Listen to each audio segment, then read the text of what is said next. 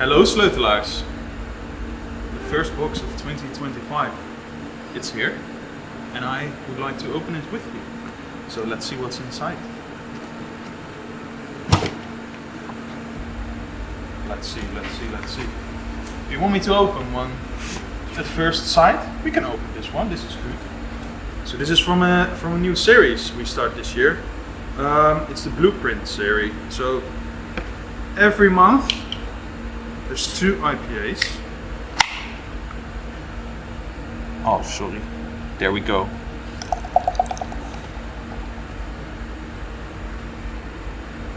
Yes. Super pillowy. It's super hazy. Look at it. That's nice. Let's see. So now I will put all the beers next to each other, I guess. Kind of makes sense that... Ooh, it's the Extravagant. There we go. En volgens mij zitten er 15 bieren in deze keer. Hot damn! Ja. 15 beers? Christmas came early this year. Het is echt wel pleuris goed hoor. The saddle gives it again that little bit of coconut, but the crop we have right now is more vanilla than coconut in a way. It's the new crop. So this is our new IPA series, and it's based on objects you use on a daily basis that seem very simple, but actually are quite innovative, just like our IPAs. So, for example, in the beer that I'm drinking right now, there's a little bit of hop oil after the centrifuge, making that super fresh punch of what is it? This is mostly passion fruit, I think. This one has Moersleutel Hopkieft, which is a hop extract oil. We use it to pop more aroma on top of the T90 and the T45 pellets that are in there, meaning that your aroma will get an extra boost. This is pure lemon zest.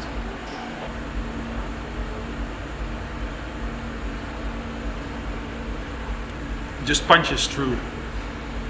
So on top of the ridiculous amount of hops that's already in there, so we put hops in the mash, in the whirlpool, in the kettle, then several stages in the fermenter.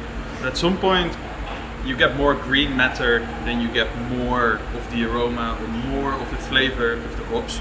So by using another step in the process where we can add more of those aroma molecules you want, we put it in the bright beer tank. So we built a little bong and we can actually just shoot it in to give it that extra punch.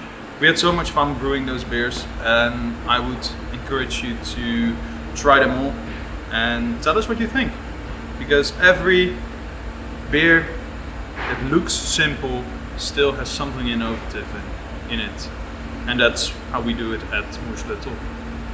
So last year we had the series for the Pastry Stouts. It was called Heavy Duties.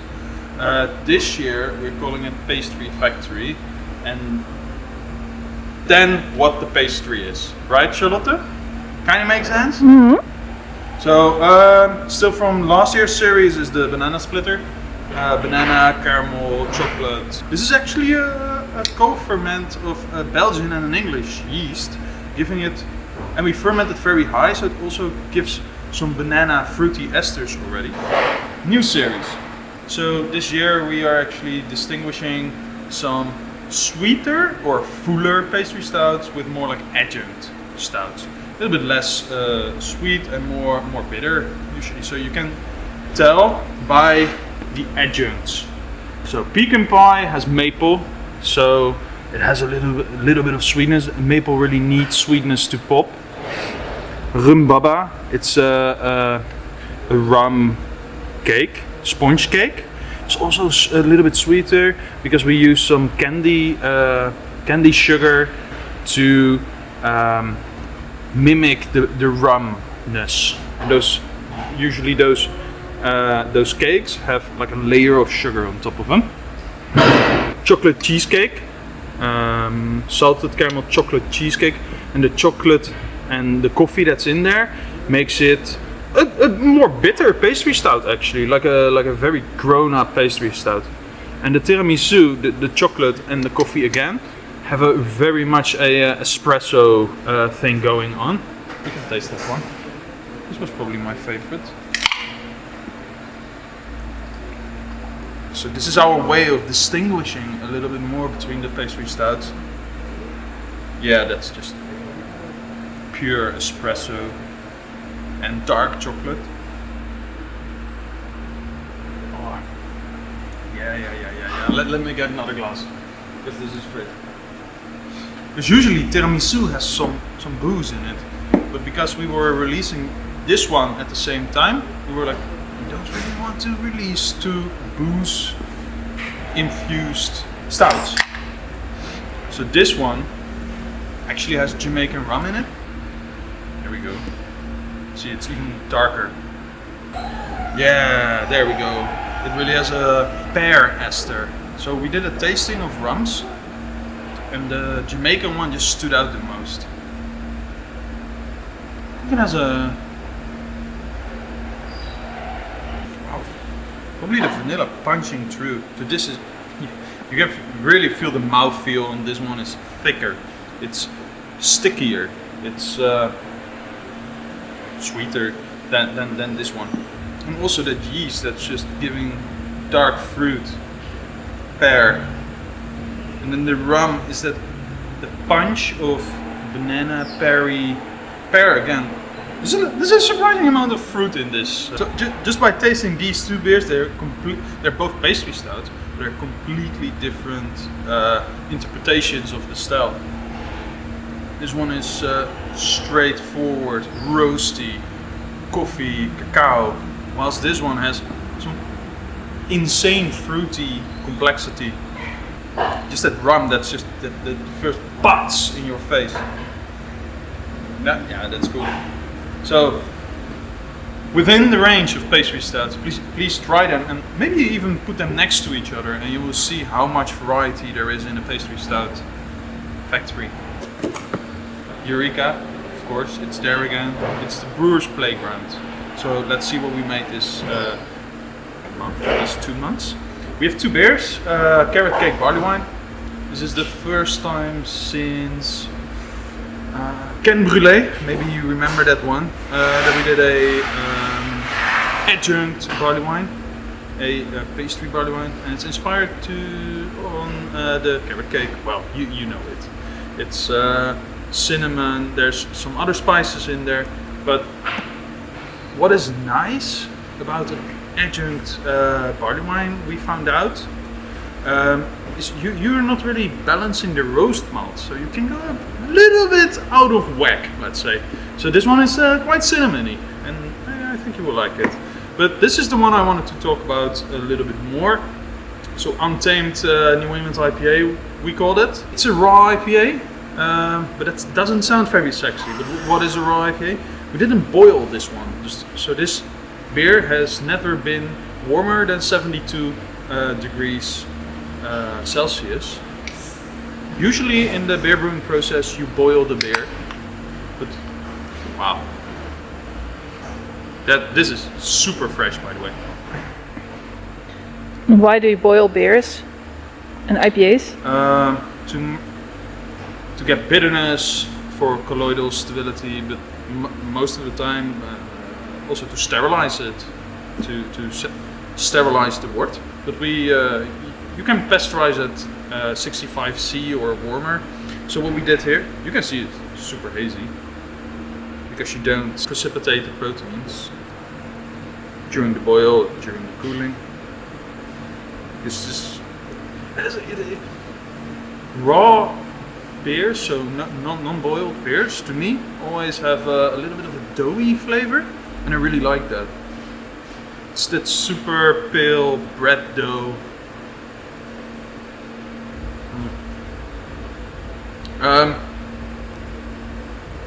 There we go. It's super full. It's fluffy.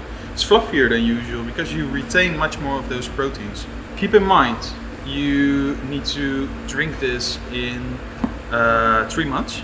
So the BBD on the beer is 3 months. And that's because this is the first time we do it. We have no idea how long it will hold up. So please drink it as fresh as possible. When you get the box, put it in the fridge. It will not explode on you and you won't get sick. No, not at all. But it's more like, we don't know if the haze will stay in or that it will drop out at some point. So it's more of a beer quality thing than your safety at any point. Of course not. Look at it. You can see it from the foam. See? It has that pillowy thing. And that's really because it has so much more proteins in there. I can see if I can get it to fluff up more even. There you go. That's beautiful. And this is what we wanted to try out. So let us know what you think of this approach, of the flavor.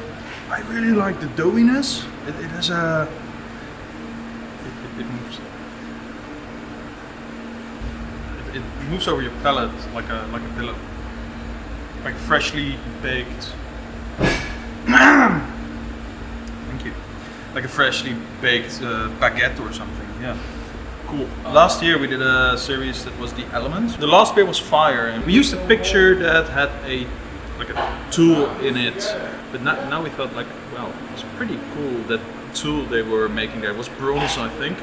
So this series is called Ancient Engineering, and we are gonna make 4 beers in this series this year. And those 4 beers are all inspired on one of the first tools that humans made. So here it is, a Flint sickle. Fun story is that this Flint sickle was actually, this drawing was inspired by a Flint sickle that was found here in the area of Alkmaar. So now over to the beer. It's a barley wine, but it's quadruple mashed. So again, that link to last year's crisp collab. This beer, that looks beautiful. This beer also uses the same malt. It's also quadruple mashed. So we mashed in 4 times for 1 kettle. There you go. Again, it's that, to me, the Chevalier malt is just pure toasted bread with honey marmalade. That orange marmalade. That's chewy. Wow. The chewiness is by the, I think we used a shit ton of rye malt in this beer. Yeah, there we go. So together the rye and the Chevalier malt, so the heritage malt, are 65% of the grain bill, and then the rest is some specialty malt. So some caramel malts, some toasted malts. This is super bready. It's beautiful. This beer has had for days. Look at it. Lacing. That's beautiful. Look at that red glow. If you go close enough to the light, it has at the edges that beautiful, I would say it's copper color. Another link to the bronze. Beautiful. Yep, taking a couple of cans. So the series that is the Ancient Engineering. It's a series where we intend to make non-adjunct, very special beers. So this has so much malt in it, the beer is chewy. There we go again, another extravagant. This one is coconut focused. It's a 12% adjunct stout, 200 kilos of raw coconut and 200 kilos, there we go again, and 200 kilos of heavily toasted coconut. So what happens when you combine those two is a super full and complex coconut flavor. The top note really is like, in the Netherlands we have this product that's kokosbrood, like the fresh raw coconut, and the toasted coconut much more into nuttiness, maybe bitter element. There's something else in here, and that's vanilla. Oh yeah, vanilla coconut. Also feels like it's triple mashed. Mexican vanilla, triple mashed. There we go. That's beautiful. The coconut just really punches. Be a little piece of coconut in there. It's super oily. When you take a sip, first goes into the nutty again, then goes to coconut, and then the vanilla takes over and just carries it through. And then if you breathe out, it's called retronasal olfactory. You can feel that the raw coconut's back. That's beautiful. This is super complex for a coconut beer. Kudos. Let's go. First Indulgence of 2025 is also here. It is a triple bourbon blend. So that means that we used 3 types of bourbon barrels, and on all of those bourbon barrels was a different stout. So we'll just open it here. Here we go. It's smooth, as always. Yeah, this is just ink. There we go. Yeah, there it comes. You see? The foam is trying to get there. The carbon dioxide, CO2, koolzuur, trying to get out of solution. Having a very, very tough time. Woo, just like me. I can smell that. Damn. This is special. This has definitely a leather thing going on. So we use 3 different bourbons, bourbon barrels, and 3 different stouts. Meaning that this, even though it is 100% bourbon blend, it is different stouts on different bourbon barrels. Meaning that you get quite some complexity. Something orangey as well though. So Heaven Hill is your, we call it the friend of all bourbon. It always works. This blend is 25% of that one. And we put a very high ABV stout in there. So we fermented to 16% ABV and then we put it on barrels. We never did that before. And it's fun to see how different ABVs on barrels get different extraction from the barrels. And then there is the Sazerac rye. And I wouldn't be surprised if that's a rye stout that went in on there. Yeah, there we go. Ah, that's the leathery thing, the Eagle Rares. Yeah. Those were special. Improve, hè? Zou ik een glaasje van die pakken? I just wanted to hear what you were saying. This came together pretty well. It's super complex and it still has that very thick pudding-like mouthfeel from the rye. Yeah, so I started, I'm not sure if I started that way, but I said something like, it's a bourbon barrel aged stout. But then you get this. Yeah. Yeah. And then it's 3 different stouts on 3 different barrels of bourbon. The complexity is, you get a bit of a hint of alcohol from the 16%. Yeah. It just makes it like, It's pretty great. so you can see that it's actually quite, for our doing, it's quite empty here. There's like a stack that, can you tell us a little bit about that? It's for the upcoming barcode. The April one. Yes. Yeah. Yep. We can't really say what's it going to be yet. That No, would it's be a bit of a spoiling. surprise. But I can give a hint. And the hint is it's freezing in Scotland. Well, and to that I will say, Proost Sleutelaars. Thank you for watching this video. I hope you enjoy the beers in here, and let us know what you think. Post.